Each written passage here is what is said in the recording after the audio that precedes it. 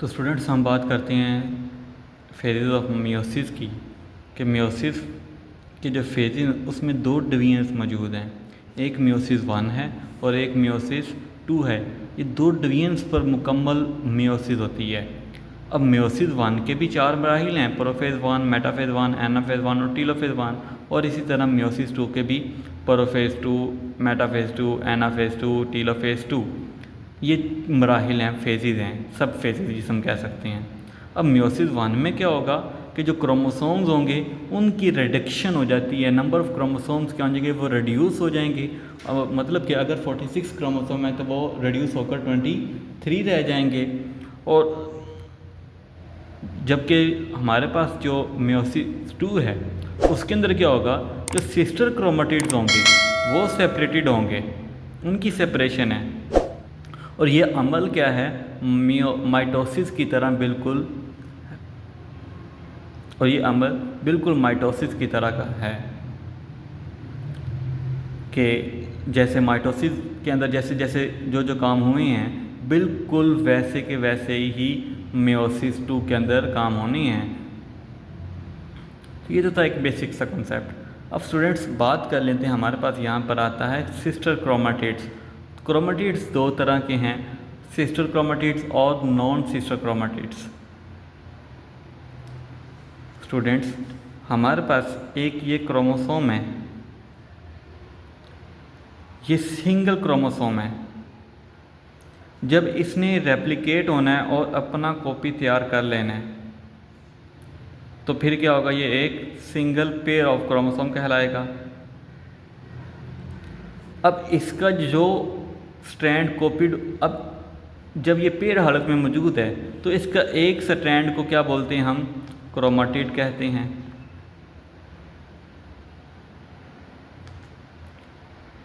अब क्रोमेटिड तो हो गया, अब सिस्टर और नॉन सिस्टर क्रोमेटिड में क्या डिफरेंस आता है। जो स्ट्रैंड ओरिजिनल हालत में पहले मौजूद था वो स्टूडेंट कहलाता है सिस्टर, और जो आगे कॉपी होकर नया बना है वो क्या कहलाएगा, नॉन सिस्टर। दोनों क्या होंगे, क्रोमेटिड हैं, sister chromatid and non sister chromatid. तो मियोसिस 2 के अंदर क्या होता है, सिस्टर क्रोमेटिड्स क्या होती हैं, सेपरेट हो जाते हैं नॉन सिस्टर से। डायग्राम के ज़रिए हम इस पूरे मियोसिस को समझते हैं। हमारे पास ये एक सेल है जिसके अंदर क्या है, ये सेंट्रियोल्स में हमें नज़र आ रहा है कि सेंट्रियोल मौजूद होता है। उसके अलावा न्यूक्लियोलस है, एक सेल न्यूक्लियस के अंदर न्यूक्लियोलस मौजूद है। उसके अलावा न्यूक्लियस के अंदर क्रोमेटिन मटेरियल है और उसकी ये मेम्ब्रेन न्यूक्लियर इन्वेलप है। बस इतनी सी स्ट्रक्चर्स हैं जिनका रोल मियोसिस के अंदर है।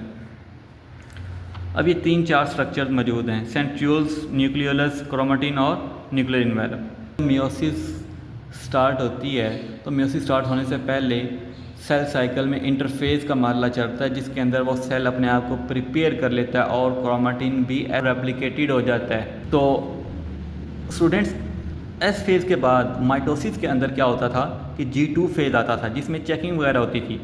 इसमें क्या है कि G2 फेज़ एब्सेंट होता है। मियोसिस के अंदर क्या है, G2 फेज़ एब्सेंट है। इसमें डायरेक्टली एस फेज़ के बाद मियोसिस स्टार्ट हो जाती है।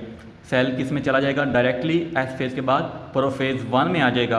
और प्रोफेज़ 1 में क्या होता है आपको पता है, जैसे कि माइटोसिस में होता था कि न्यूक्लियर इन्वेलप क्या होना शुरू हो जाएगी, डीजनरेट होना शुरू हो जाती है, न्यूक्लियोलस ख़त्म हो जाएगा। उसके अलावा सेंट्रियोल्स क्या होंगे, वो पेड हालत में पहले से हो जाते हैं, पेड हो जाते हैं और वो अपोजिट पोल्स की तरफ मूव करना शुरू कर देते हैं और साथ में स्पिंडल फाइबर्स बनवाना शुरू कर देते हैं।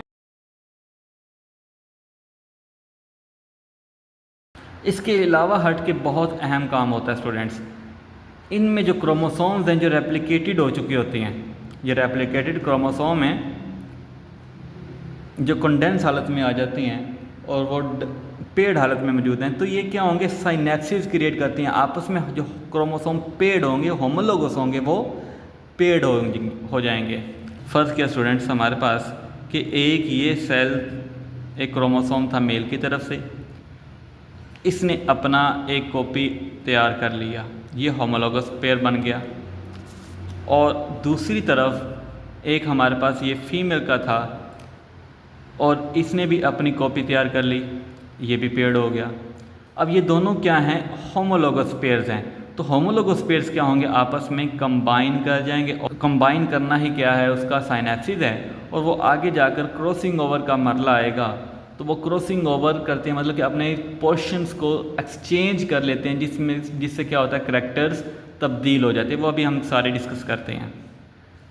तो इस हालत में हमारे पास अब क्या हो जाएंगे, क्रोमोसोम्स क्या हैं, 2 नहीं बल्कि 4 हैं। क्रोमेटिड्स कितने हैं, 4 हैं। तो इनको टेट्राड भी कहते हैं और बाईवेलेंट भी कहते हैं। बाई का मतलब 2, ठीक है।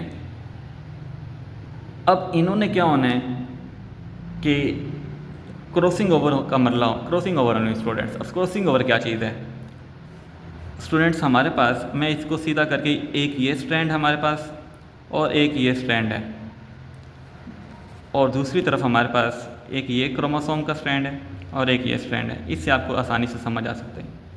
अब ये वाला जो हमारे पास क्या है, सिस्टर है, और ये भी हमारे पास क्या है, सिस्टर है, और ये दोनों हमारे पास क्या हैं, नॉन सिस्टर हैं। अब इनके अंदर क्या होगा, क्रॉसिंग ओवर होगी। कैसे कि इनका जो सेगमेंट है, डीएनए का पोर्शन, वो चेंज हो जाएगा।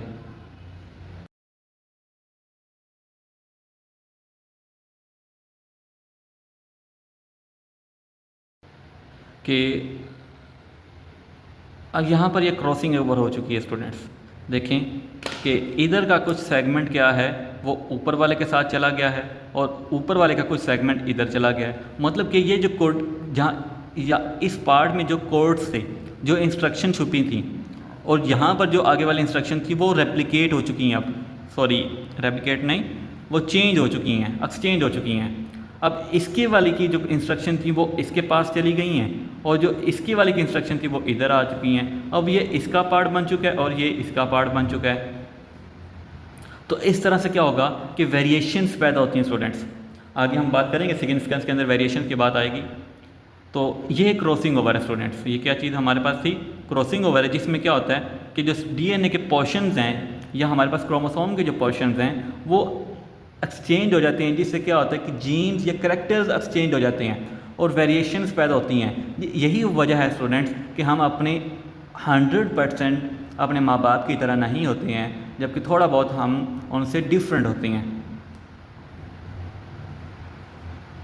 स्टूडेंट्स, जब क्रॉसिंग ओवर हो जाएगी बाईवेलेंस, उसके बाद क्या होगा कि स्पिंडल फाइबर्स भी क्या होंगे।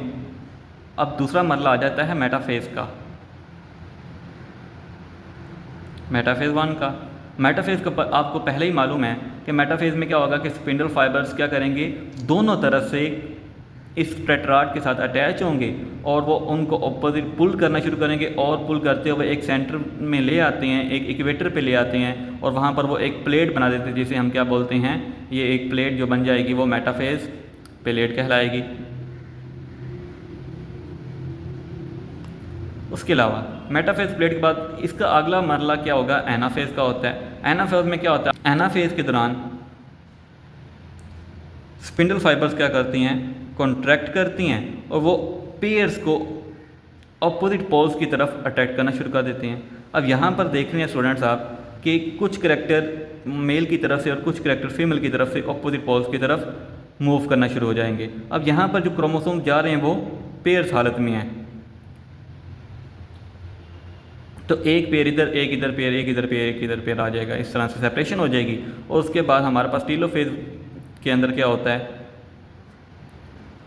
टीलोफेज के अंदर दोबारा से क्या होगा, जो क्रोमोसोम आए हैं उनके इर्द गिर्द न्यूक्लियर इनवेलप दोबारा बनना शुरू हो जाती है, न्यूक्लियोलस भी दोबारा से बन जाएगा, और स्पिंडल फाइबर्स ख़त्म हो जाते हैं, और सेल मेम्ब्रेन क्या होती है वो अंदर से इन्वेजिनेट होना शुरू हो जाती है, अंदर धंसना शुरू हो जाती है, और आखिरकार इससे आगे हमारे पास साइटोकाइनेसिस का मरला स्टार्ट हो जाएगा, और उसके में साइटोप्लाज्म डिवाइड हो जाएगा, और साइटोप्लाज्म डिवाइड होने के बाद एक सेल 2 में तकसीम हो जाएगा। तो ये तो था स्टूडेंट्स मियोसिस का मरला। उम्मीद आपको समझ आई होगी। मियोसिस में क्या होगा, सबसे पहले फिर से रिपीट कर देती हैं कि एक सेल था, एक नॉर्मल सेल था, उनका जो ड्यूरिंग द इंटरफेज उसका क्रोमेटिन मटेरियल क्या वो कंडेंस हो गया। कंडेंस होने के बाद वो क्रोमोसोम हालत में आ गया, रेप्लिकेटेड भी था, वो पेयर्ड हालत में था। उसके बाद होमोलोगस क्रोमोसोम्स आपस में अटैच मिल गए और इस अमल को साइनेसिस कहते हैं। और इस दौरान जो उनकी तादाद को क्या बोलेंगे, टेट्राड। जहाँ पर 4 क्रोमेटिड इकट्ठे हो गए हैं वो टेट्राड कहलाएगा, और टेट्राड या बाइवेलेंट भी कह सकते हैं। तो उसके अलावा न्यूक्लियर इन्वेलप क्या होगी, डिसअपीयर होना शुरू हो जाती है, न्यूक्लियोलस भी ख़त्म हो जाएगा और स्पिंडल फाइबर्स भी बनना शुरू हो जाते हैं, सेंट्रियोल्स ऑपोजिट पोल्स की तरफ मूव करना शुरू हो जाते हैं। तो दूसरा मरला हमारे पास मेटाफेज 1 का आता है, जिसमें क्या होगा स्टूडेंट्स कि स्पिंडल फाइबर्स क्या होंगे, वो हर ऑपोजिट पोल्स की तरफ से दोनों तरफ से आएंगे और वो टेट्राड के साथ ऑपोजिट साइड से अटैच होना शुरू हो जाएंगे, जिससे क्या होगा, एक पुलिंग फोर्स क्रिएट होती है, वो पुल करते हैं और क्रोमोसोम्स को एक सेंटर में ले आते हैं और सेंटर में एक प्लेट नुमा स्ट्रक्चर बन जाती है जिसे हम मेटाफेज प्लेट कहते हैं। मेटाफेज के बाद अगला मरला उसका एनाफेज का है। एनाफेज में क्रोमोसोम मजीद पुल करते हैं और वो क्रोमोसोम्स क्या होते हैं, उनके टेट्राड क्या होंगे, सेपरेट होना शुरू हो जाएंगे। और सेपरेशन के बाद क्या होगा कि टेलोफेज 1 के अंदर में जाकर क्या होगा कि न्यूक्लियर इन्वेलप क्या होगी, उन क्रोमोसोम्स के दोबारा बनना शुरू हो जाएगी। उसके अलावा न्यूक्लियोलस भी दोबारा बनना शुरू हो जाता है और सेल मेम्ब्रेन अंदर की तरफ इन्वेजिनेट होना शुरू हो जाती है और साइटोकिनेसिस में मुकम्मल तौर पर सेल 1 से 2 में डिवाइड हो जाता है। ये तो हमारे पास मियोसिस 1 स्टूडेंट। अब मियोसिस 2 की बात कर लेते हैं। मियोसिस 2 जो है वो हमारे पास बिल्कुल, मैं आपको बुक से बताऊँगा कि बिल्कुल ईजी है और बिल्कुल माइटोसिस की तरह सिंपल से है।